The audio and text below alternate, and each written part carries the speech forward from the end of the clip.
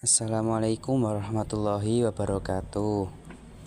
Perkenalkan, nama saya Jadid Al-Asy'ari dari Prodi Bisnis Digital 2B NIM 042. Nah, di sini saya akan menjelaskan tentang sejarah ekonomi Arab pra-Islam. Sebelum datangnya Islam, bangsa Arab itu sudah mengenal apa itu sistem perekonomian yang ada dalam kehidupan sehari-harinya. Namun, dengan keterbatasan sumber daya manusia maupun alamnya menyebabkan sistem perekonomiannya jalan di tempat dan tidak ada perkembangan yang memadai di lingkungan sekitarnya. Sejarah bangsa Arab sebelum datangnya Islam itu tidak dapat diketahui dengan tepat.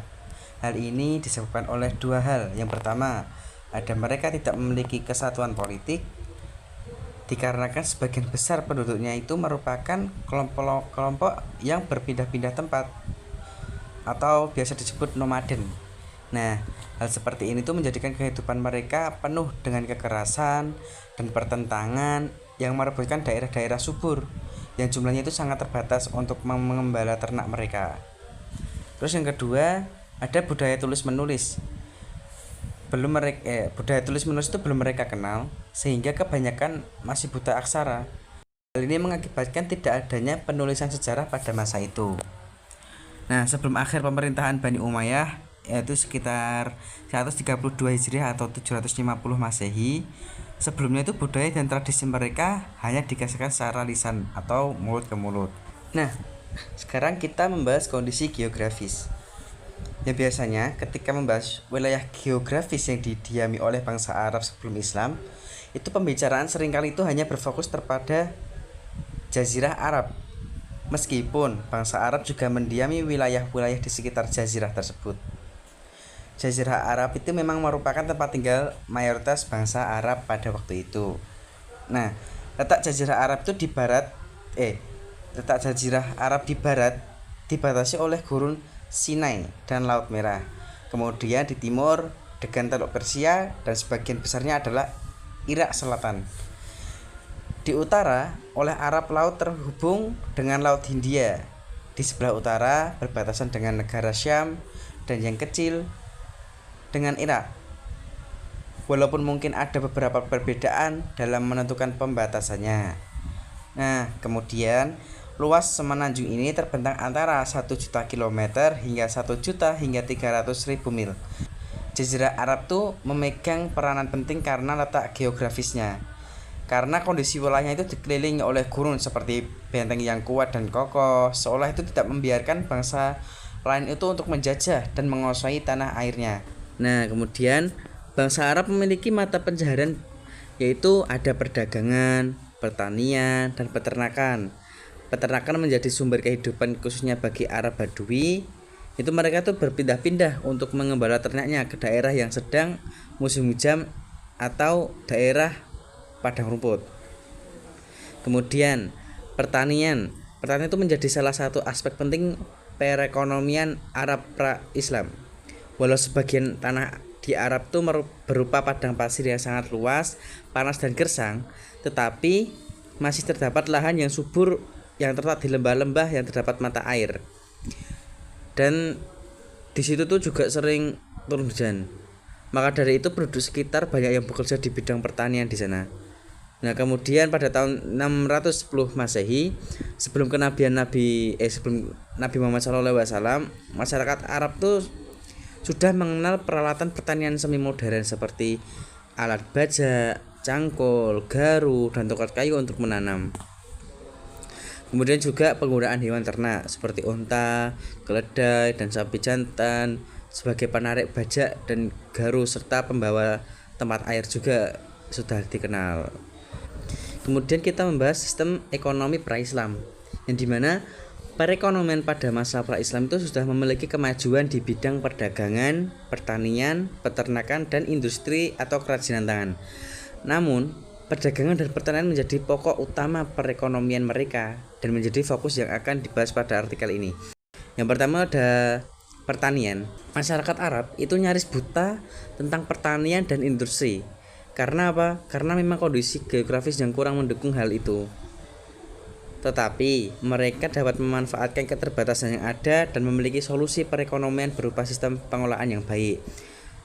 Mereka itu ada 3 sistem dalam mengelola pertanian. Yang pertama ada sistem sewa menyewa, kemudian yang kedua sistem bagi hasil atau biasa disebut muzaroah. Nah, itu misalnya separuh untuk pemilik dan separuh untuk penggarap dengan bibit dan ongkos penggarapan dari pemilik. Kemudian ada sistem pendego atau itu biasanya itu mudharabah, yaitu seluruh modal datang dari pemilik, sementara pengairan, pemupukan, perawatan itu dikerjakan oleh penggarap atau pekerjanya. Kemudian perekonomian kedua ada perdagangan. Nah, selain pertanian, perdagangan juga merupakan unsur penting di dalam perekonomian bangsa Arab pra-Islam. Yaitu sejak 200 tahun sebelum Islam datang, mereka tidak hanya melakukan transaksi dengan sesama Arab saja, tapi juga ekspor impor dengan beberapa negara Arab semisal Suriah, Mesir, Irak, Iran, Yaman, dan Ethiopia. Yang tidak hanya sekedar mendatangkan keuntungan finansial atau materi saja, namun juga menambah pengetahuan, kecerdasan, dan kearifan bagi suku Quraisy. Oh ya, alat tukarnya itu dalam transaksi ekonomi Arab pra-Islam itu adalah dengan sistem barter. Apa itu barter? Barter yaitu adalah tukar menukar barang tanpa menggunakan uang. Tetapi sistem barter ini banyak menghadapi kendala dalam kegiatan perdagangan dan bisnis. Kendala-kendala itu antara lain: pertama, sulit menemukan orang yang diinginkan. Kedua, sulit untuk menentukan nilai barang yang akan ditukarkan terhadap barang yang diinginkan. Ketiga, sulit menemukan orang yang mau menukarkan barangnya dengan jasa yang dimiliki atau sebaliknya. Keempat, sulit untuk menemukan kebutuhan yang akan ditukarkan pada saat yang cepat sesuai dengan keinginan. Artinya, barter ini memperoleh barang yang diinginkan memerlukan waktu yang terkadang relatif lama. Kemudian kita membahas praktik ekonomi pra-Islam. Yang pertama itu ada riba. Nah, pada zaman itu praktik riba itu sudah berlangsung ratusan tahun sebelum Rasulullah SAW lahir. Entah siapa yang memulai dan bagaimana penyebarannya, praktik riba sudah terjadi di daerah Hijaz pada era Rasulullah SAW.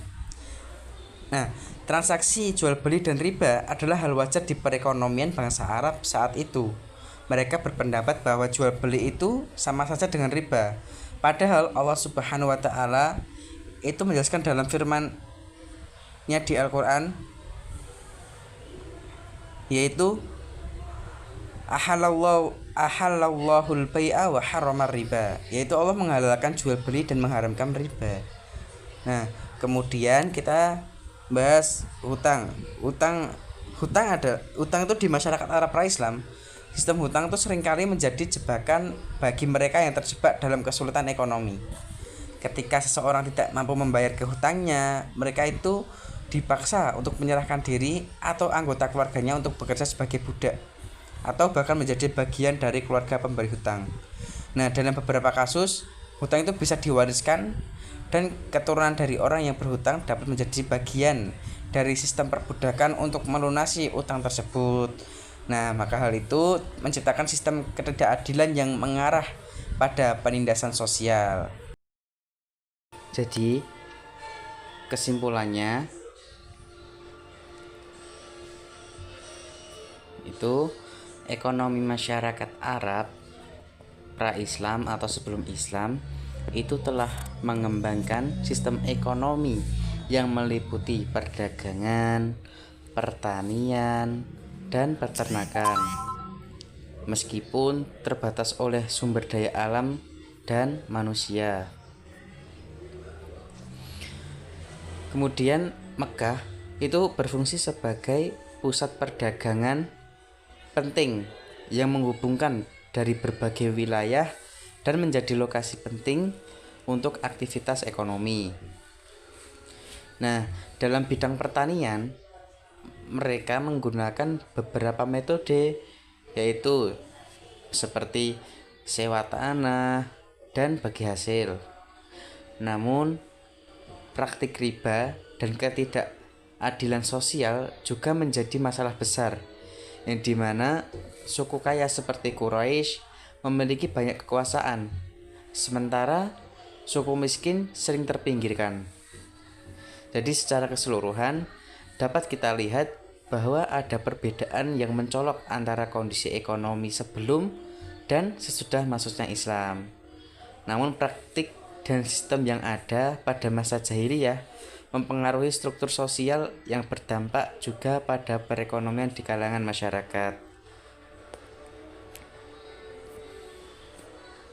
Jadi mungkin hanya itu yang dapat saya jelaskan. Semoga kita dapat mengambil manfaat dari apa yang saya sampaikan tadi, dan semoga dapat dipahami oleh kalian semua, kita dan kalian. Mungkin hanya ini. Wassalamualaikum warahmatullahi wabarakatuh.